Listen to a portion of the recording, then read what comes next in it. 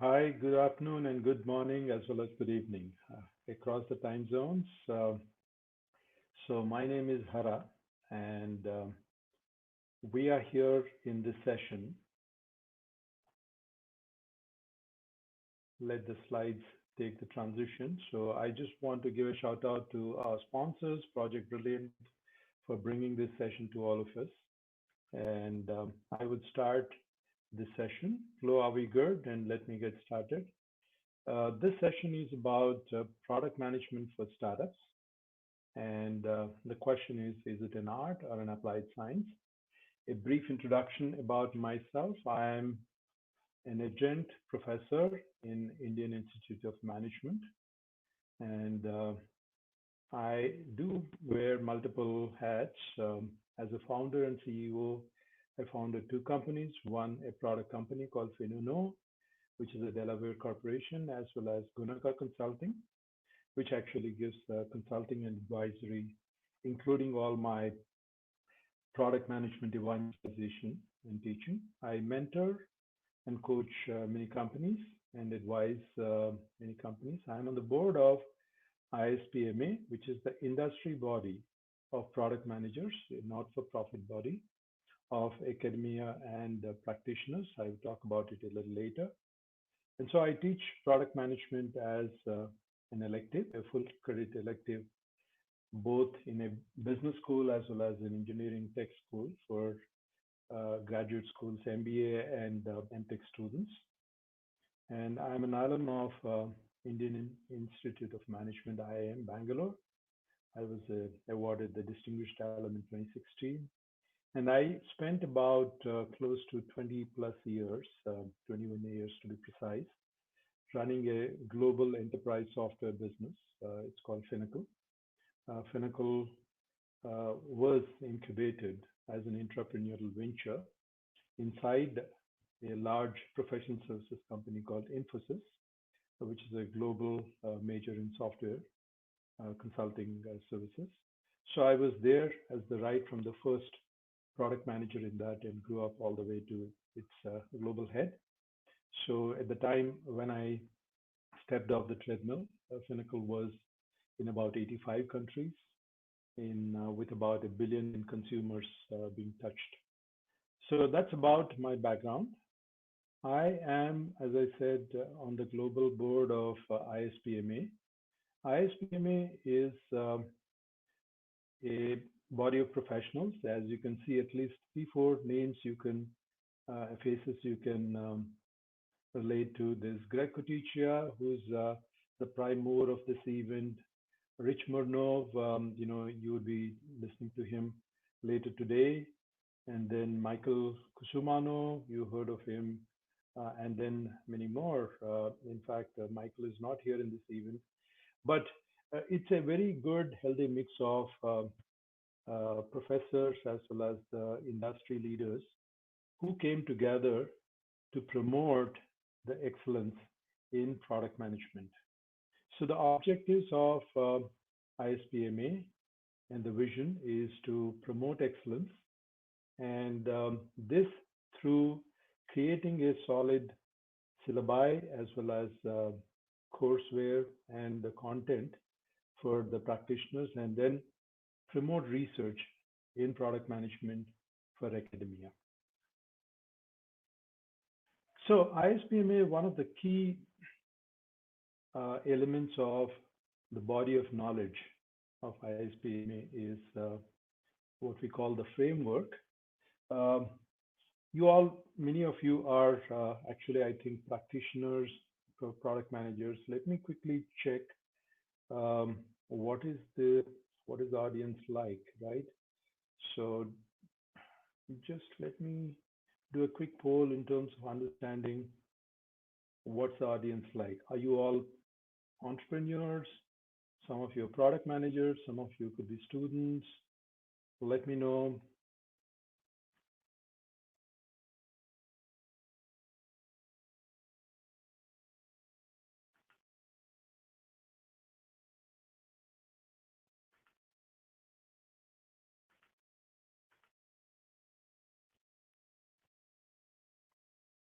Right?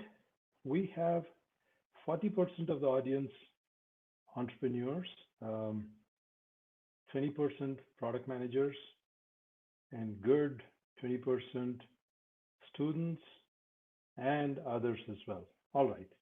So that's an interesting mix. So I can tailor, since it's a 50-50 between the product managers and entrepreneurs, I will talk about from both points of view. And so let me ask this question. Do startups need product management? Because many of you are product managers or otherwise startups, so there is an interesting view about product management for startups. So I'm very keen to understand from you all, what is your say?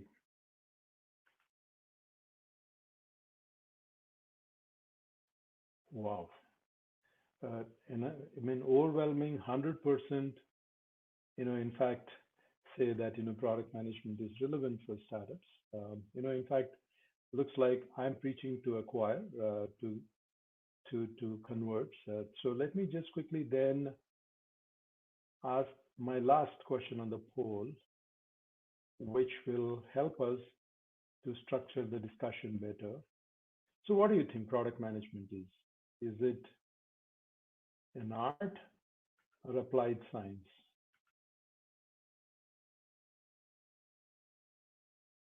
Pretty good. So looks like we have a very good audience here, which says that again, 100% says it's applied science. Of course, some people haven't yet participated. Okay, now the voting shifted a little bit. Some say a good 33% or one third of the audience say we are not sure, and a third of the population say it's an art, and the rest say it's an applied science. And I'm sure with a physical and face-to-face interaction, we would have had lots more ideas about what do you mean actually when you say it's an art or an applied science. Chloe, if you are around, let's open the chat and say if there are any specific observations by the audience in terms of why they call it as an art or as an applied science, because we could tailor the conversation in tune with their perceptions. So please feel free to add to the chat as we go. Chloe is helping us all as a moderator for this session, and she will be able to play it out even if I'm missing any questions on the chat.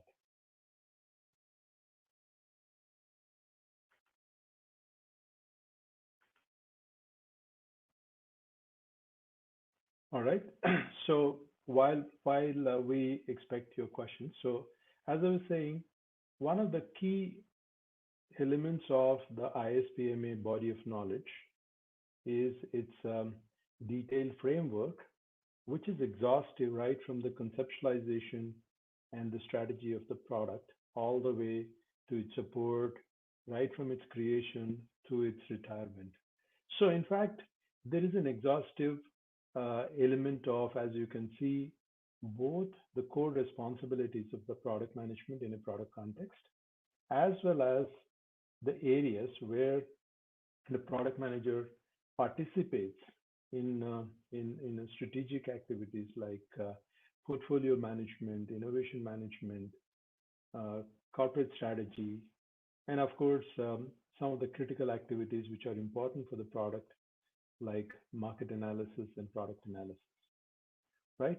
So, and then afterwards, product manager also orchestrates various other functions which are important for the success of the product, i.e. the development, the marketing, sales and distribution, as well as service and support. And under each of these, there are a wider set of activities which the respective functions anchor, but the product manager is orchestrating each of these. So we would come back to this framework a little more detail in this session, but suffice to say that this framework, this exhaustive framework has been in use for the past more than a decade. And of course, there have been versions to this, by many software majors and platform majors across the two sides of the pond, both in Europe as well as North America. It's about catching up in Asia Pacific as well. So, having said that, what we are going to talk about is not this exhaustive framework and how enterprise software and platform companies are working, but what is that the startups can take from this and see how we can make this whole applied science, as you all mentioned, to the product management. And towards the end, you would conclude whether you still believe it is an applied science or you feel it is an art, or no, it is not art, it is an applied science. So hold your horses. We are going to come back to the poll a little later again. So ISPMA is also hosting global product management conferences.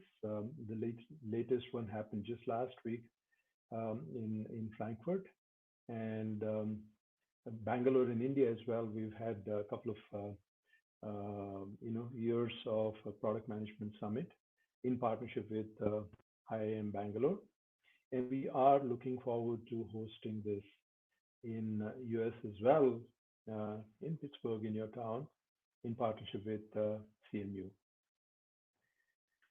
So this is an interesting tweet I saw just few weeks back by very interesting, I wouldn't disclose the identity, but if someone holds a gun to my head and asks me what product managers do, tell my family I love them.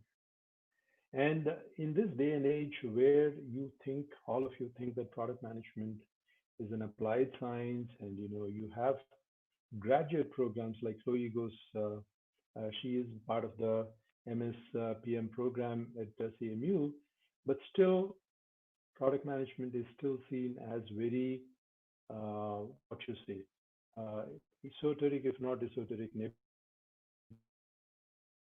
thing wherein we do not know how to get our arms around and say, this is product management. If I do this, then I have done the product management. And how do I really, without calling it as a catch-all profession, how could I introduce? And it gets even more complex when we really narrow down the product management in the context of startups, because there are so many activities concurrently happening between the founders and the founding team. So before we deep dive into what is product management and its relevance for the startups, first of all, let's understand what a startup is. Not that you all know that, but it is important that we reiterate that a startup is not a business. Startup is not a business, while an enterprise software company or platform company is a business. So or else, if something is already in that stage, you're not calling as a startup. The main goal of a startup is to find a profitable, repeatable, and a scalable business model. As long as an entity is in that pursuit or in this project mode of finding iteratively or doing various things which they do as they grow, as they evolve, to find a business model which helps it to be profitable, repeatable, and scalable. Until then, it is a startup. So why am I bringing this?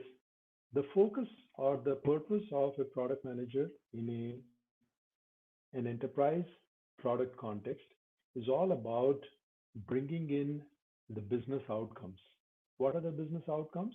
Your top line in terms of revenue, in terms of bottom line, in terms of profits, customer satisfaction, net promoter score, then afterwards product leadership in terms of market share, and so on and so forth.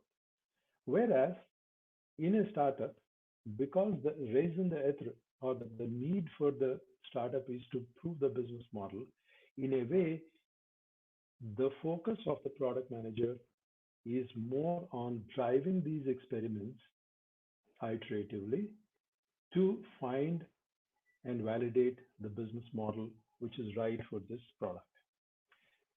And the startups can be broadly classified into three types. One is the bootstrap startups, which are running on shoestring budgets, which could be very frugal.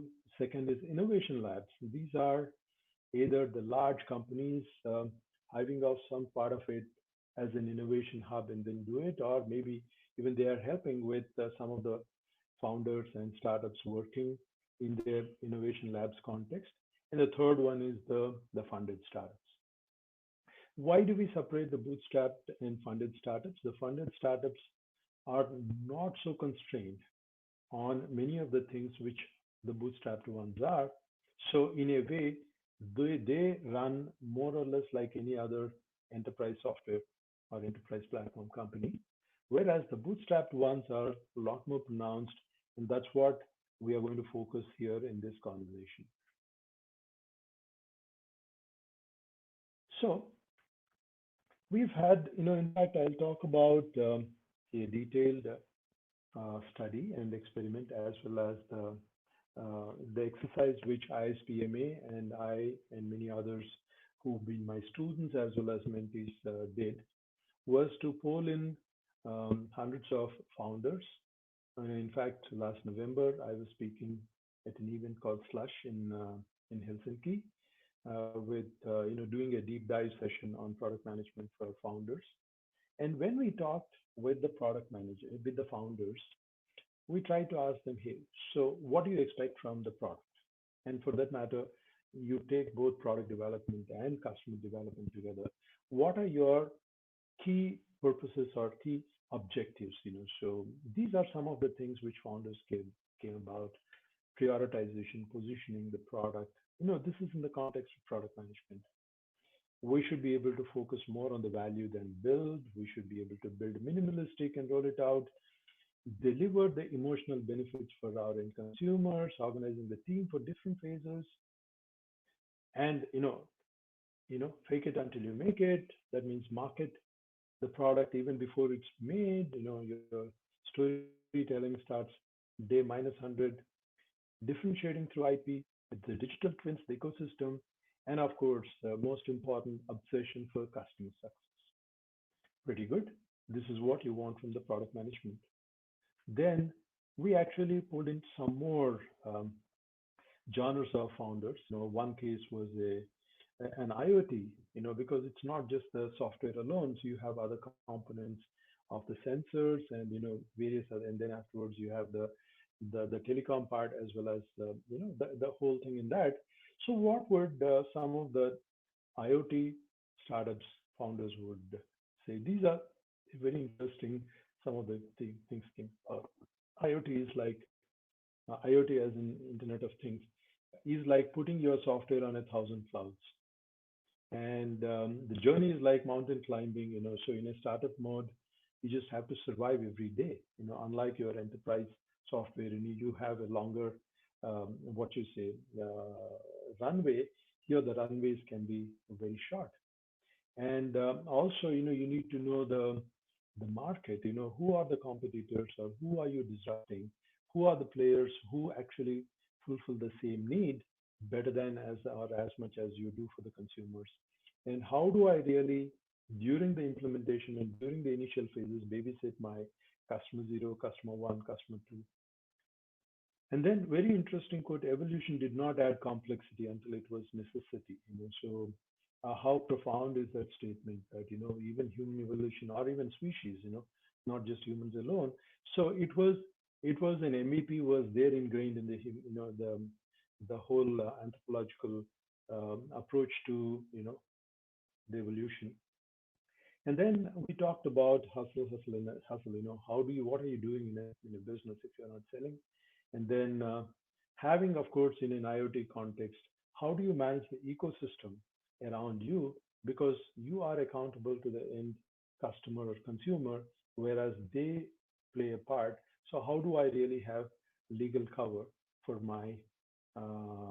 for my commitments to the market, right? See, why am I saying this?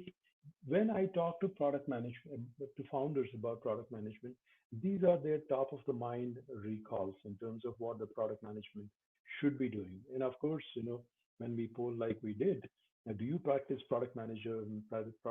Do you have product managers. Most often the startups wouldn't, but mostly the founders themselves do the product management. So the key summary, in a way, what came about in these surveys across geographies and across the vintages of startups and across the verticals of the software products startups is that we are never uh, surplus in these in terms of we never have enough of customers. We never ever have sufficient capabilities. Capabilities could be skill sets and infrastructure and more. And finally, you're always counting the cash flow is the critical piece in terms of how many days and how many weeks I'm going to be alive, right? So if these are what the constraints are, and these are what the founders are looking from a product management framework. Then we went back, at ISPMA and said, that, hey, you know what, this whole 40 cell framework, which works beautifully well for large enterprise product and platform companies, may be an overkill. And also, it's not about product management for these startups is not diluting and making a mini or a light version of this process, this framework, but it has to be a lot more meaningful. So, in fact, I was there, done, been there, done that. I was running an enterprise software business across 85 countries, across 6 continents. And then afterwards, when I got off the treadmill and then got into an entrepreneurship, I was running a startup. So, apart from all of the nuances which you all are aware, in terms of what would you do if you were a pilot in that? If you are an HC-80 pilot, you are getting from point A to point B. But if you are flying a microlight, you have to care about a lot more things than what you would there. So in a way, the challenges for an enterprise software versus a startup software product are primarily, if you have to, there are many, but if you have to single out a couple of them, so orchestration and the speed of innovation are some of the challenges in a large enterprise software. Whereas finding the problem solution fit and the product market fit are the key challenges for a startup product. All right. So all these inputs we looked at and then said, you know what, let's relook at product management. Yes, startups do not hire product managers most often until they come to a certain stage, but somebody is playing. So what is product management is its connotation with the business leadership. And then, because you also heard that some of you are product management practitioners, you often heard that, product manager is the mini CEO in the company. So why is it so? When we really map the CEO, this is my favorite way of calling the CEO, the three stakeholders, the customers, employees, and the owners. Owners are the stakeholders, investors, whoever are the looking at the financial and the value outcomes of the product or the business. And you look at the comparative view of product management, wherein the desirability, feasibility, and viability are driving the agenda for the product manager. In a way, they map.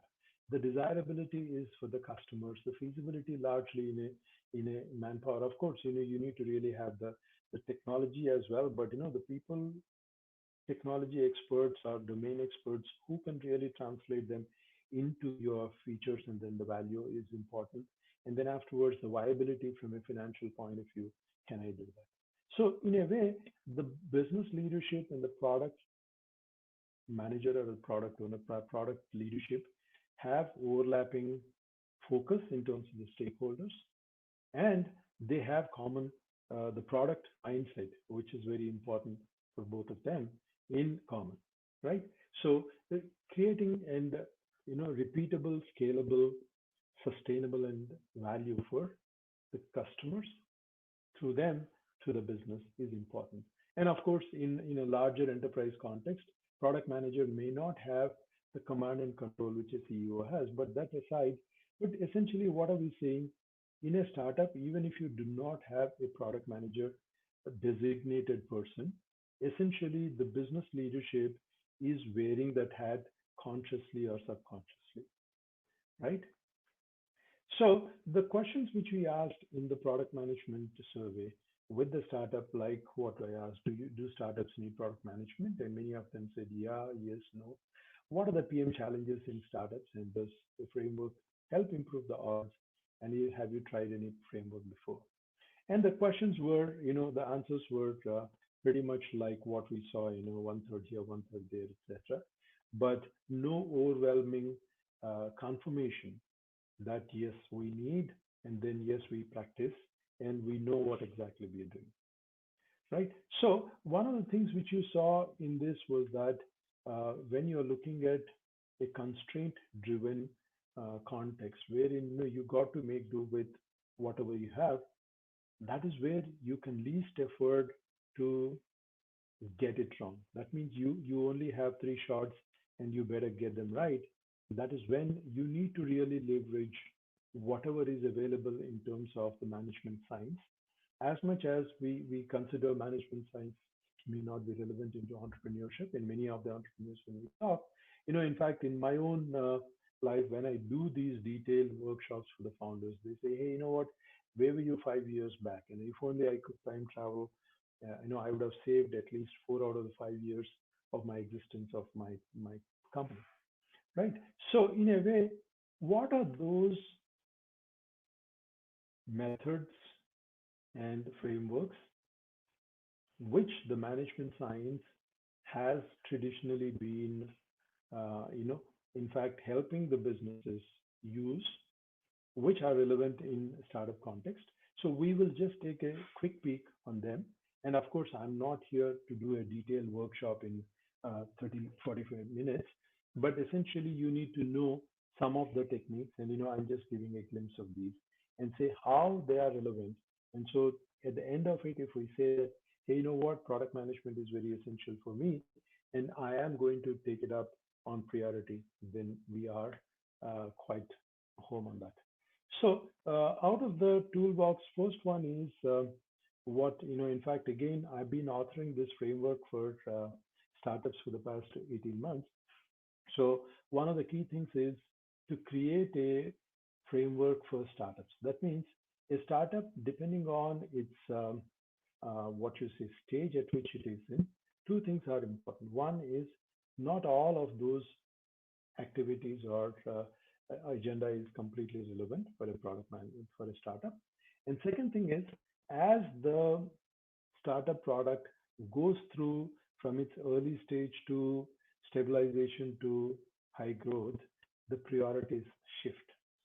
So in a way, here is a kind of a telescopic view of the agenda for the product management for the founders to what is that, I need to focus on as I get to the next stage.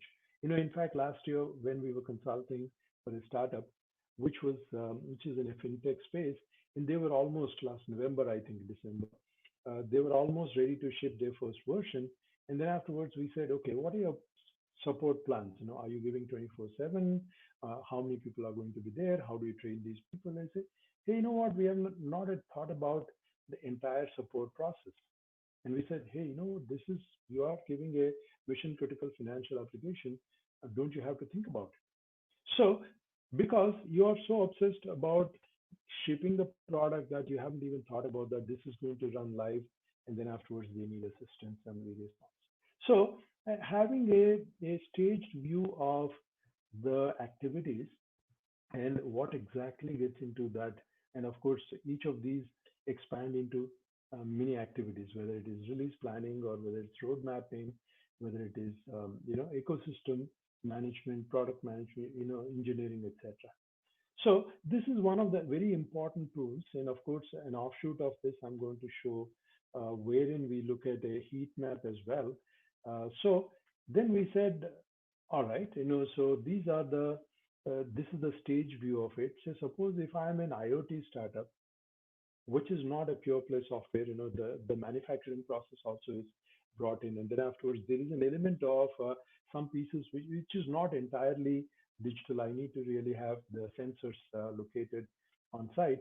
So what are the critical ones? This is for an early stage we looked at. And then if you focus on these at an early stage, would that really help you? Right? So once we did this, again, we piloted the framework with about 36 product and startup companies. More than about 170 of my students were involved doing the experiments in terms of doing the diagnostics, doing the validation, and then afterwards taking the feedback, etc. And then we mapped all the founders' priorities or wish list, what you saw a little while ago, to what exactly are the framework elements of software product management as ISPMA framework, and then said, hey, you know what? These all are taken care through this exercise of having a structured management framework to address those. So then also in terms of the dependencies, critical dependencies, the planning part, etc. For example, your digital twins, ecosystem is a very important element. What is the excitement for your partners to be partnering with you, not just your customers alone? So in case if you're running a value canvas for your customers to really look at what is the value, what are the you know pain relievers and gain givers for your customers you're giving, are you really looking at the same level of what you say excitement with your partners as well? Because if you're betting everything on them and if they are not excited about your business and product, and if it is not sizable excitement for them, then you are set for failure, right? The same way we looked at the other what you say set of priorities as well, and we find that a great amount of the challenges as well as the opportunities of the founders can be met in a structured way if we really put them through a workshop process, introduce them to some of these tools and methods and techniques, and then afterwards they are home, right? Then we looked at, as I said, a heat map. A heat map is nothing but this again was one, in fact, one of the things we brought about through this and through an academic research validated as well, is that why do we take a heat map approach? Because no two startups are the same. And the same startup, few months back and now, the priorities have shifted, whether you call it a pivot, whether you call it an acceleration, whether you call it a slowdown, whatever are the contexts.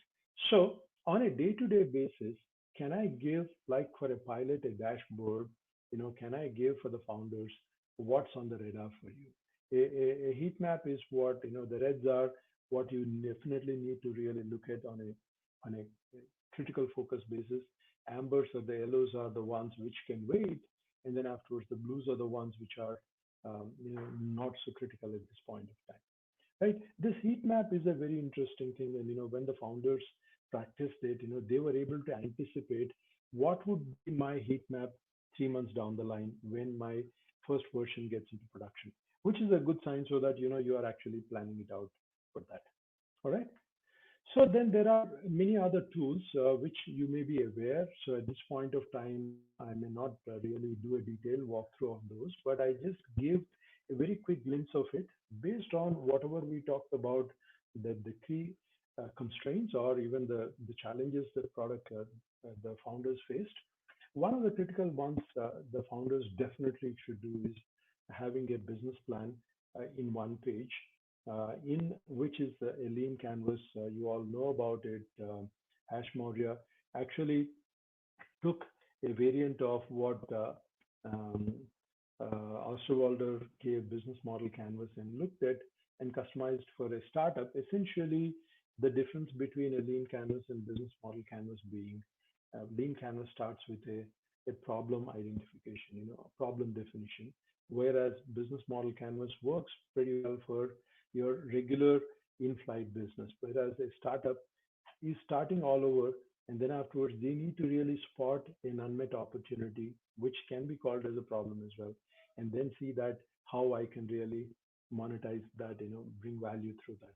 And the second one is, unlike a regular business, a startup has to be disruptor.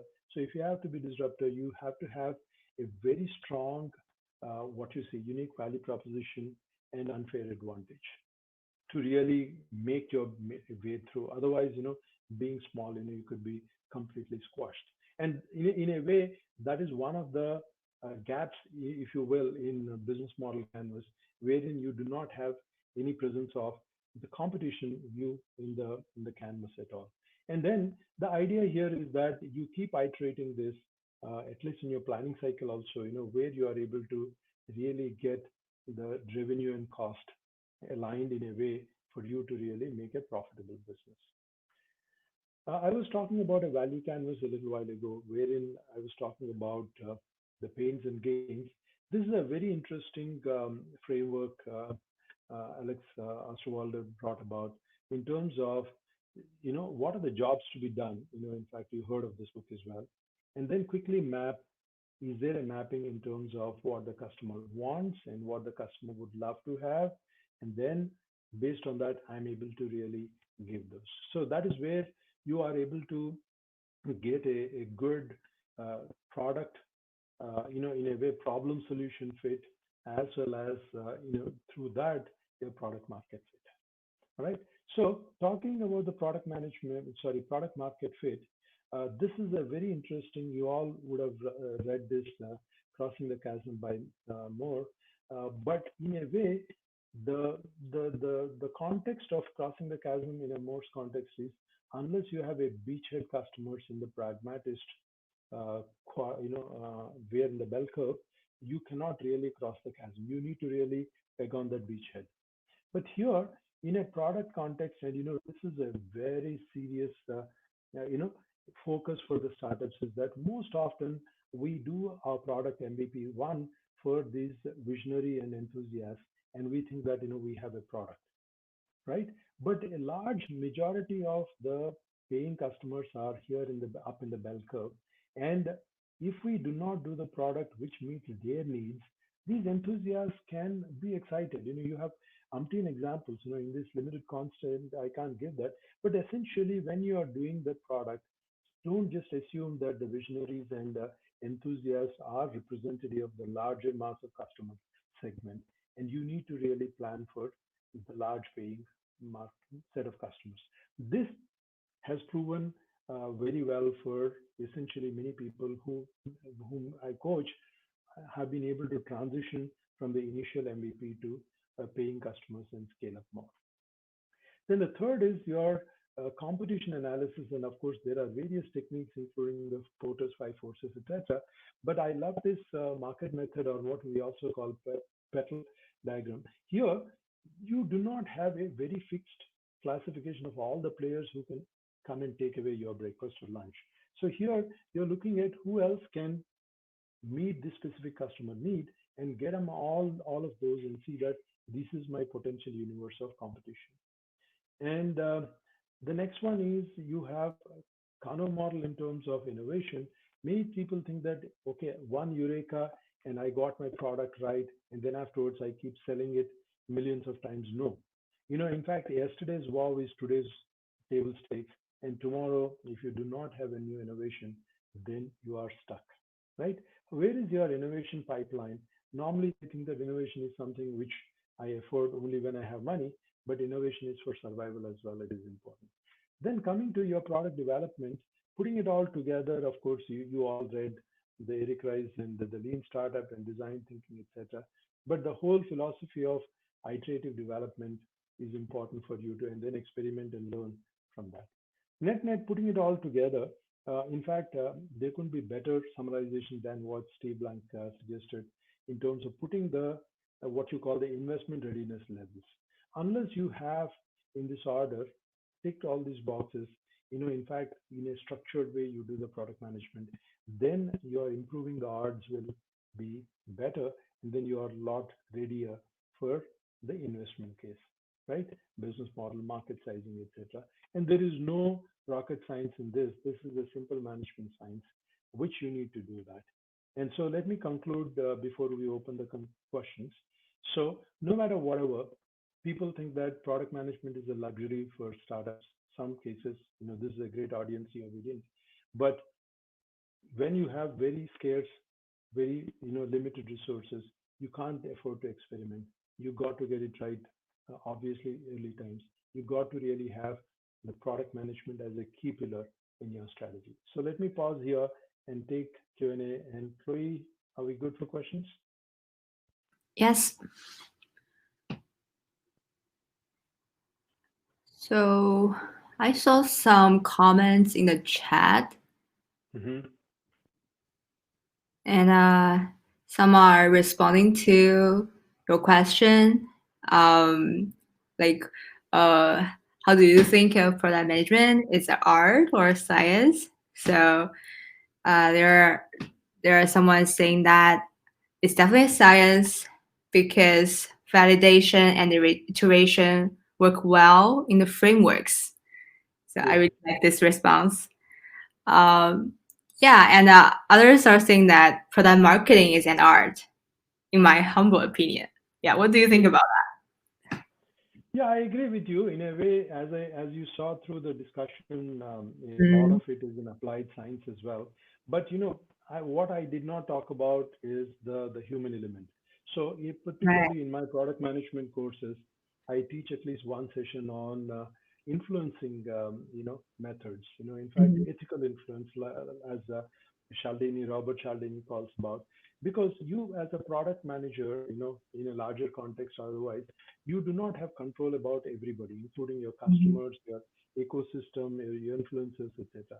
So, what kind of influence works in each of these contexts? So, Cialdini proposed a beautiful model. This actually influence and persuasion has been there right from Aristotle times. But some of those interpersonal skills can be art form, right?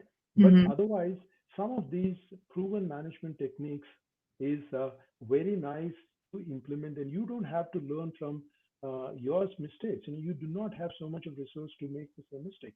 You got to learn from others' mistakes. So Mhm. here, this framework is well curated, the management framework, an integrated interdisciplinary framework, which works across, so that you don't have to run about 200 different war stories from different product and platform companies. And all that put together, you just have to focus on that and then do that. So I think it saves a lot of time, money, and maybe survival for the product as well. Right. I totally agree with that. So I think, yeah, I think people really like this topic, art or applied science. Someone saying that product manager. Yeah, I think both the audience and you are agree that this is definitely applied science principles for product management, right? Like for product managers. So yeah, it's a great. Aaron had a good point that some of the storytelling and Mhm. interviewing again, Aaron, I do not totally agree that it is art. In fact, Right. it has been whole customer empathy has been so well researched that you can really make it an applied science.